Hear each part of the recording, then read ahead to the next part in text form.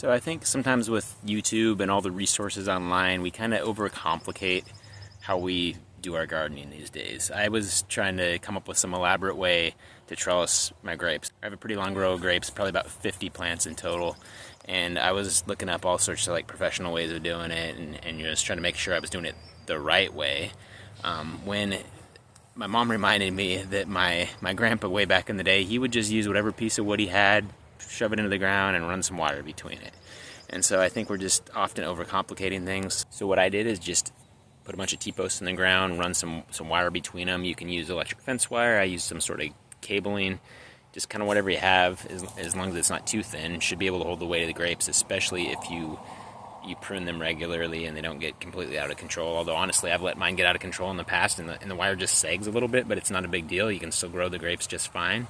You know, so why overcomplicate things? Why pay a bunch of extra money for something that is just going to hold your grapes up, and then you're still going to have a lot of good fruit either way. So what I've got is just some cable here. 2 rows of cable, just running along some T-posts. On the top, I just wrapped some baling wire around the cable. Keep it in place. It sags a little bit, but it's really not that big a deal. Plants grow just fine on it. Even when they get pretty bogged down, they still seem to do okay, but if you trim them, it's not going to be a problem at all. And then on the end here, I just attached a little wire to like midway up the T-post and put a stake into the ground and make sure the post doesn't fall over under all that weight. And you can see I've got a pretty long row around here. That's not even the end of it. It goes all the way around the corner up there. So as long as you put some sort of way of attaching your final post here, it might bend a little bit like this one is, but in the end it's going to stay. So you can see it winds up being a pretty nice looking row.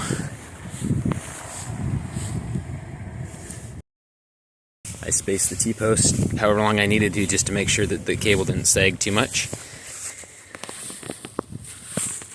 In this case, it was probably every about 15 feet. But if you pulled the cable tighter, you probably wouldn't need to go that far. And you can see I've got a pretty long row of grapes here. And they're all just supported by this pretty basic system. No reason to get overcomplicated. It still looks really nice in my opinion.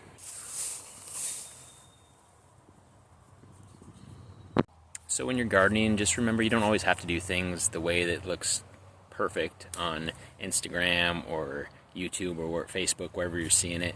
Just do something that works. Keep it simple. Don't spend a lot of extra money if you don't want to and don't have to. And just spend all that extra money on a whole bunch more plants, because we all like getting more plants, right? Well, see you later.